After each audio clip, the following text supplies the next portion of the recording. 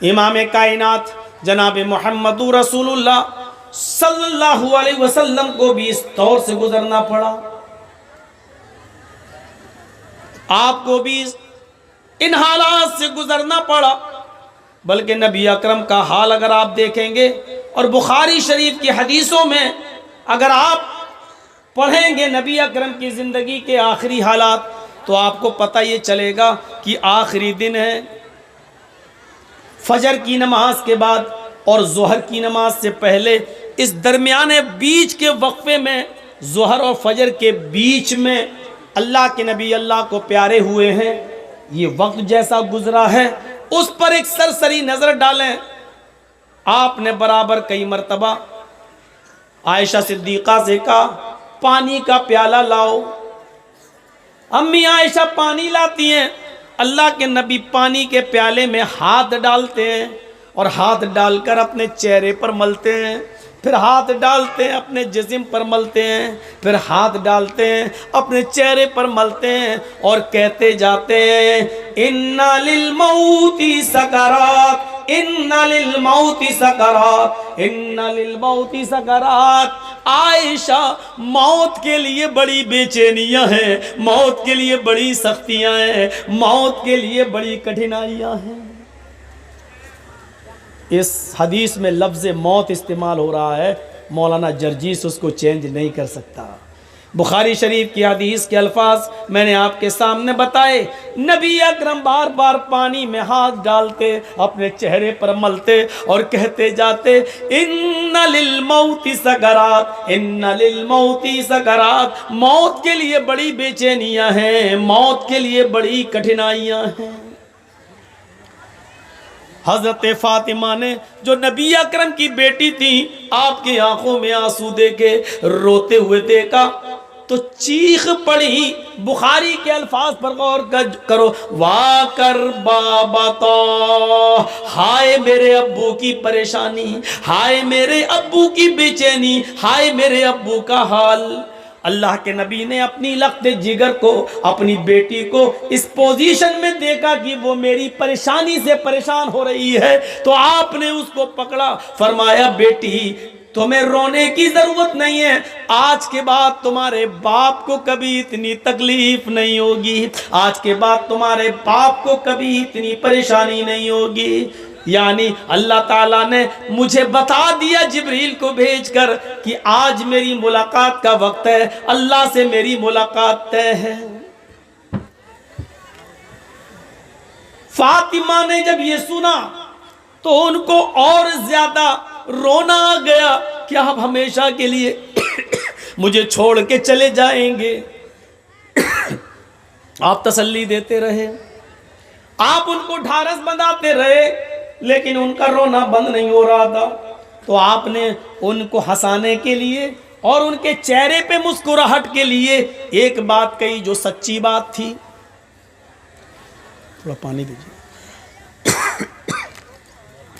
تو کیا کہا؟ فاطمہ تم غم نہ کرو،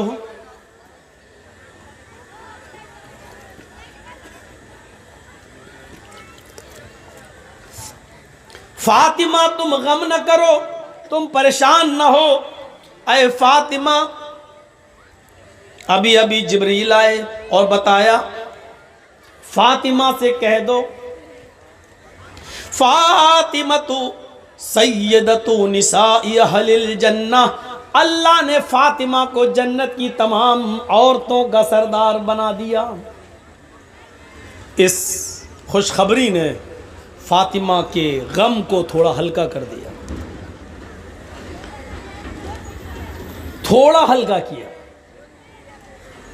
لیکن مکمل ہلکا کرنے کے لیے اللہ کے نبی نے ایک دوسری بات کہی، فاطمہ پریشان مت ہوئیے،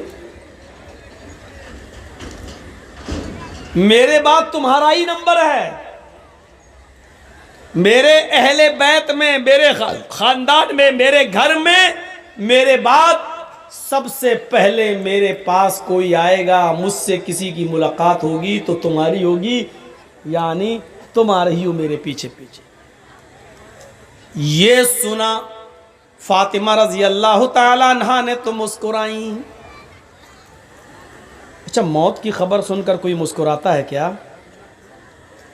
یہ کہا کہ میرے بعد تمہارا نمبر، میرے گھر میں سب سے پہلے مجھ سے، میرے خاندان میں سب سے پہلے تم ملوگی، تو مسکرا رہی ہیں۔ اس کا مطلب یہ ہوتا ہے کہ موت مومن کی نظر میں بری چیز نہیں ہوتی ہے، بلکہ مومن موت کو جتنا قریب دیکھتا ہے اتنا ہی وہ خوش ہوتا ہے کہ میرے رب سے ملاقات کا وقت ہے۔ آج ہم موت سے ڈرتے ہیں، مرنا نہیں چاہتے ہیں، مرنے کی تمنا بھی نہیں ہوتی ہے، اور موت اگر دیکھ لے قریب تو ہم ڈرتے بھی ہیں۔ صاحب یہاں ہارٹ کا کوئی بڑا ڈاکٹر نہیں، بیٹا بنگلور لے کے چلو، بیٹا دلی ایمس میں لے کے چلو۔ تو اس کا مطلب یہ ہے کہ ہمارے اندر ابھی ایمان کی لذت اور ایمان کی چاشنی مکمل طور پر ہے نہیں۔ اگر ہم مکمل مومن ہوتے تو موت کو اپنے قریب دیکھ کر ہم ڈرتے نہیں، روتے نہیں، چیختے نہیں، نفرت نہیں کرتے، بلکہ خوش ہوتے۔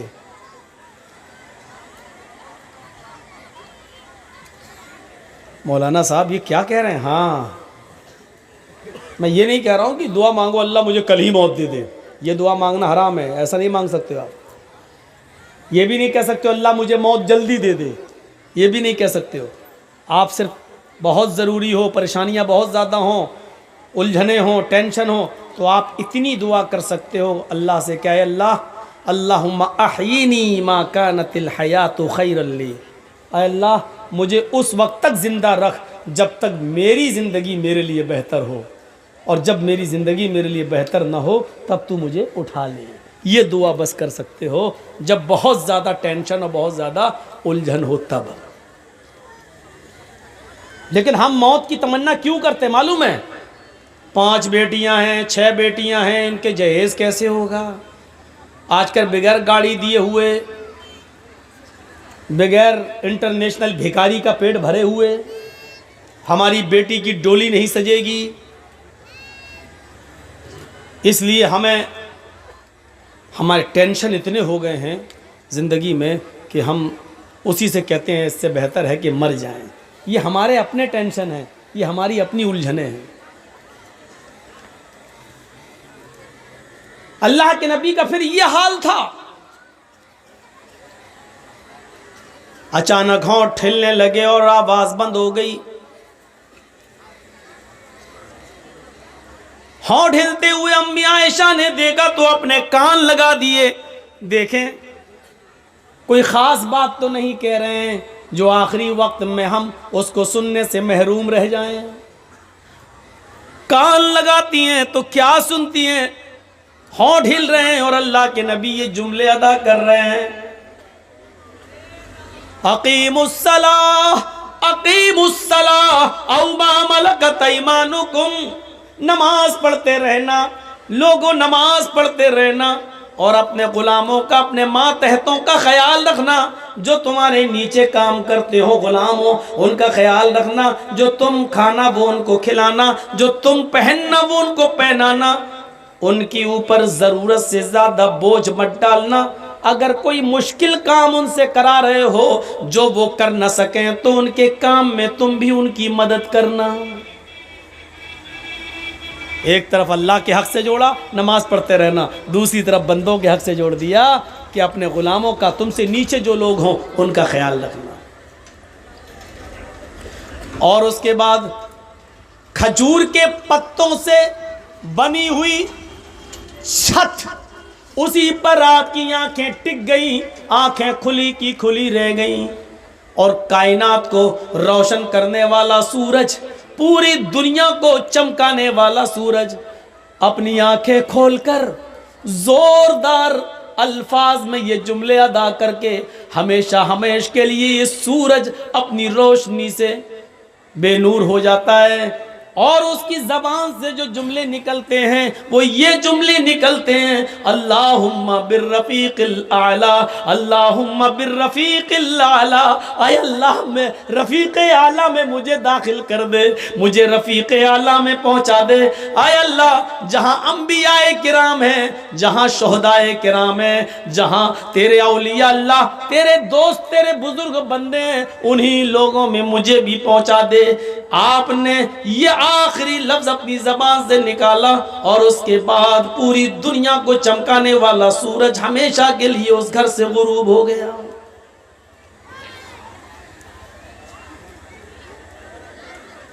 فجر اور ظہر کے بیچ میں آپ اس دنیا سے رخصت ہوئے۔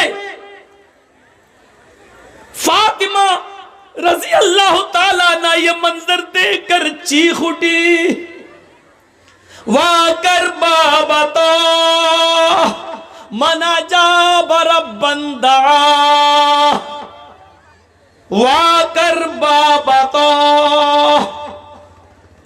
من جنت الفردوس ماوا، واکر بابتا الى جبریل ننا۔ ہائے میرے ابو، من اجاب ربا دعا، آپ کے پاس رب کا بلاوا آیا اور آپ چلے گئے۔ جملوں پر غور کرو، بہت آسان ہے، تم تو 12 تاریخ کو جشن منا لو گے، بہت آسان ہے، تم تو 12 تاریخ کو جلوس نکال لو گے، بہت آسان ہے، تم تو 12 تاریخ کو خوشیاں منا لو گے، لیکن 12 تاریخ کو فاطمہ رضی اللہ تعالیٰ عنہ کے آنکھ سے نکلنے والے آنسو تمہیں کبھی معاف نہیں کریں گے۔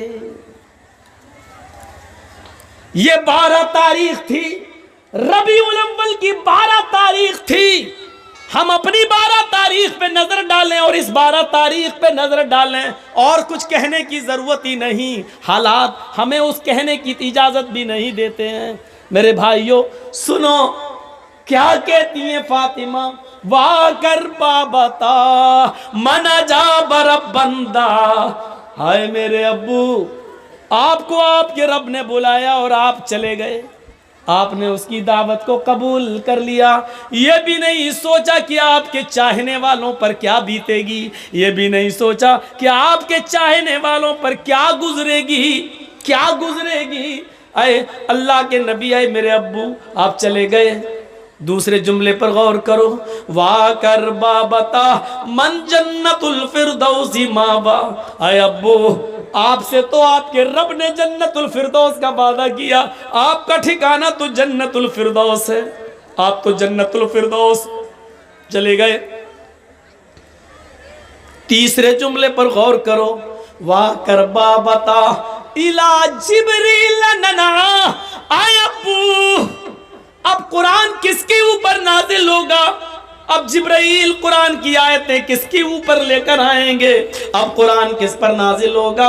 آپ نہیں تو قرآن بھی بند ہو جائے گا، اس کی آیتیں نازل ہونا بھی بند ہو جائے گا، اس لیے کہ صاحب قرآن ہی نہیں رہا تو قرآن کس پر نازل ہو؟ نہیں، اے ابو میں جبریل کو منع کر دوں گی اب وہ قرآن لے کر نہ آئے، اے ابو اب میں جبریل کو روک دوں گی اب وہ قرآن لے کر نہ آئے، اس لیے کہ صاحب قرآن نہ رہا اس دنیا میں، صاحب قرآن اب نہ رہا۔ ان جملوں پر غور کرو اور اپنے سینے کو ٹھونک کر بتاؤ ایمانداری کے ساتھ 12 تاریخ کو نکلنے والے ان جملوں پر ہمارا جشن کیا کہہ رہا ہے۔ پھر فاطمہ کہتی ہیں، لوگو 12 تاریخ کو میرے اوپر میرے ابو کی جدائی کے بعد غموں کے ایسے پہاڑ ٹوٹے، جو مصیبتیں جو غم میرے اوپر آئے، اگر وہ غم کسی پہاڑ کی اوپر ڈال دیے جاتے تو پہاڑ بھی چور چور ہو جاتا، ریزہ ریزہ ہو جاتا، اور جو غم میرے ابو کے بعد مجھے ملے، میرے ابو کی جدائی پر مجھے ملے، اگر وہ غم کسی دن پر ڈال دیے جائیں تو وہ دن بھی رات میں بدل جائے۔ 12 تاریخ ہمیں یہ بتاتی ہے کہ کائنات کو روشن کرنے والا سورج غروب ہوا تھا، اس پر ہمیں وہ ماحول بنانا چاہیے کہ 12 تاریخ کو نبی اکرم کی ہم پیدائش کی خوشی نہ بھولیں، لیکن اتنی خوشی نہ منائیں کہ ہم 12 تاریخ کو غم بھول جائیں، اور اتنا ماتم اور اتنا غم بھی نہ کریں کہ ہم نبی اکرم کی پیدائش بھول جائیں۔ ہمیں تو بیچ کا راستہ اپنانا چاہیے تھا، ہمیں تو معتدل راستہ اپنانا چاہیے تھا۔ یہاں دونوں طرف سے غلطی ہو رہی ہے۔ میرے پیارے ساتھیوں، قرآن سنتے جاؤ، حدیث سنتے جاؤ، اور اپنے ایمان کا جائزہ لیتے جاؤ۔ ہاں اب سنیے میرے بھائیو، اللہ کے نبی صلی اللہ علیہ وسلم کو دفن کر دیا گیا۔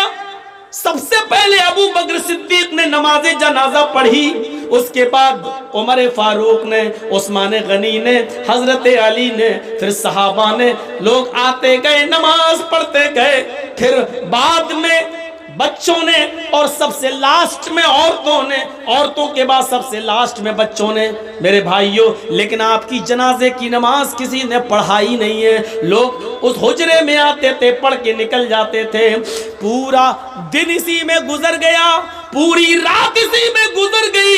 کچھ لوگ ایسے تھے جو دور سے آئے، اللہ کے نبی صلی اللہ علیہ وسلم کی بیوی سے کہنے لگے، امی عائشہ ہم رات میں پہنچے، دور کے رہنے والے، ہمیں نبی اکرم کا چہرہ دکھا دو۔ تو انہوں نے سر کھول دیا اور کہا دیکھ لو۔ کہنے لگے وہ صحابی، آیا امی عائشہ ہمیں اندھیرے میں نبی کا چہرہ صحیح سے دکھائی نہیں دے رہا ہے، تو چراغ جلا دو، کچھ روشنی کر دو۔ تو حضرت عائشہ کہنے لگی، آئے محمد کے ساتھیو، میرے گھر کی اتنی انسلٹ کیوں کر رہے ہو؟ میرے گھر کو اتنا ذلیل کیوں کر رہے ہو؟ مجھے اتنا رسوا کیوں کر رہے ہو؟ اس صحابی نے کہا، امی عائشہ ہم آپ کو انسلٹ کیسے کر سکتے ہیں؟ ہم تو اپنے نبی کا چہرہ دیکھنا چاہتے ہیں۔ تو امی عائشہ نے کہا، لوگو میرے گھر میں اتنا تیل بھی نہیں ہے کہ میں چراغ جلا کر تمہیں محمد رسول اللہ کا چہرہ دکھا سکوں۔ یہ اس گھر کا حال ہے۔ فرشتے اللہ کے حکم سے اس دنیا کو ختم بھی کر دیں گے۔ یہ ایمان ہمارا ہونا چاہیے۔ وَكُتُبِهِ، اللہ نے جو کتابیں نازل کی ہیں ان کتابوں پر بھی ہمارا ایمان ہونا چاہیے۔ قرآن اور قرآن سے پہلے جو کتابیں نازل ہوئیں، وَالَّذِينَ يُؤْمِنُونَ بِمَا أُنزِلَ إِلَيْكَ وَمَا أُنزِلَ مِن قَبْلِكَ، جو کتاب آپ پر نازل ہوئی ہے اس پر بھی ایمان لاؤ، اور آپ سے پہلے جو کتابیں ہم نے اتاری ہیں، تورات ہے، زبور ہے، انجیل ہے، اور اسی طریقے سے زبر الاولین، پہلے نبیوں کو دیے گئے صحائف، صحف ابراہیم، صحف موسیٰ وغیرہ، ان تمام چیزوں پر ایمان لانا بھی ضروری ہے۔ وَرُسُلِهِ، اور اس کے رسولوں پر ایمان لانا بھی ضروری ہے۔ ہمارے نبی محمد رسول اللہ صلی اللہ علیہ وسلم ہیں، ان پر بھی ایمان لانا ہے، اور نبی اکرم سے پہلے جتنے بھی نبی آئے، ہم کسی خاص گنتی کی طرف نہیں جانا چاہتے، جتنے بھی نبی آئے نبی اکرم سے پہلے، ان تمام نبیوں پر ہمارا ایمان ہونا چاہیے کہ اللہ تعالیٰ نے ان کو اس دنیا میں انسانوں کی رشد و ہدایت کے لیے بھیجا تھا، اور ان پیغمبروں نے اپنی طرف سے کسی چیز میں کوئی کمی نہیں کی، اللہ کے احکام کو پورا ایمانداری کے ساتھ ہم تک پہنچا دیا، اور ان نبیوں اور رسولوں کی آخری کڑی ختم ہو جاتی ہے جناب محمد رسول اللہ صلی اللہ علیہ وسلم پر۔ ہمیں یہ یقین بھی رکھنا چاہیے اور ایمان بھی ہونا چاہیے کہ آپ آخری نبی ہیں، اور آپ کے بعد اب کوئی دوسرا نبی اس دنیا میں نہیں آئے گا۔ پانچویں چیز بڑی اہم ہے، اور اسی پر مجھے آپ کے سامنے بولنا ہے۔ وَالْيَوْمِ الْآخِرِ، ڈے آف ججمنٹ، فیصلے کا دن، قیامت کا دن، اس پر بھی ایمان لانا ہے کہ ایک دن آئے گا اسرافیل علیہ الصلوۃ والسلام سور پھونکیں گے اور روئے زمین پر جتنے بھی لوگ درندوں چرندوں پرند جتنے بھی ہیں یہ سب اس سور پھونکنے کے بعد مر جائیں گے. پھر دوسرا سور پھونکا جائے گا تو اٹھیں گے اور میدان محشر کی طرف جائیں گے اور اپنا اپنا حساب و کتاب ان سے لیا جائے. قیامت کا دن آنا ہے اور اس لیے آنا ہے کہ انسانوں کو ان کے اعمال چاہے وہ اچھے ہوں یا برے ان اعمال کا پورا پورا بدلہ دیا جائے گا. یہاں پورا بدلہ نہیں دیا جاتا ہے، پورا بدلہ قیامت کے دن دیا جائے گا. اچھا کیا ہے تو اس کا بھی اور برا کیا ہے تو اس کا بھی. برا کیا ہے تو اس کی پوری پوری سزا ملے گی. ایک آدمی کو قتل کیا ہے، ہندوستان کا قانون کہتا ہے کہ اس کو بھی پھانسی کی سزا دے دو، اور جس نے 10 آدمی کو قتل کیا ہے اس کو بھی پھانسی کی سزا دے دو، جس نے 100 آدمیوں کو مارا ہے اس کو بھی پھانسی کی سزا دے دو. تو ہمیں ایک غلطی کی سزا تو مل رہی ہے. ایک آدمی کو قتل کیا، ہمیں اس کے بدلے میں قتل کر دیا گیا تو ایک کی تو سزا مل گئی. لیکن ہم نے 10 آدمیوں کو قتل کیا ہے، اس کے بدلے میں آپ نے مجھے مارا ہے، تو یہ تو ایک آدمی کے قتل کی سزا ہوئی. ابھی 9 لوگوں کے قتل کی سزا میرے اوپر باقی ہے جو دنیا کی کوئی عدالت نہیں دے سکتی ہے. یہ قیامت کے دن ہی ہمیں ہمارے ان کرتوتوں اور برے کرموں کا پورا پورا ہمیں سزا ملنا ہے. اسی طریقے سے ہم نے نیکی کی، کوئی بچہ ڈوب رہا ہے یا کوئی آدمی ڈوب رہا ہے اور ہمیں تیرنا آتا ہے، ہم نے جا کر اس کو بچا لیا، نکال لیا. آپ اس کا انعام ہمیں کیا دیں گے؟ کسی ایک آدمی کی جان بچا لینے کا انعام آپ ہمیں کیا دیں گے؟ 10 کلو سونا کم ہے، 20 کلو سونا کم ہے، 1 کنٹل سونا کم ہے. آپ ہمیں اس کا انعام کیا دیں گے؟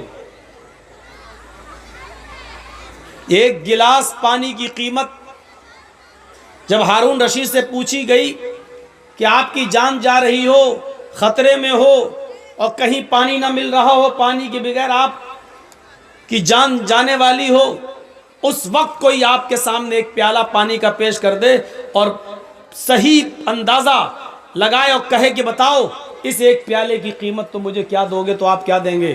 تو انہوں نے کہا تھا جتنی حکومت ہے میری اس کی آدھی حکومت میں اس آدمی کو دینے کے لیے تیار ہوں، لیکن پانی کا پیالہ لے کر اپنی جان بچا لوں گا. کہا اگر آدھی حکومت لے کر بھی وہ آدمی آپ کو پانی کا پیالہ نہ دے تو کہنے لگے کہ ہم اپنی پوری حکومت ہی اس کو دے دیں گے، لیکن پانی کا پیالہ لے کر خرید کر جان بچا لیں گے. اپنی جان بچانے کے لیے پوری دنیا، پوری سلطنت اور پوری حکومت دینے کے لیے تیار ہیں، لیکن یہ بھی اس کا پورا پورا انعام نہیں ہے.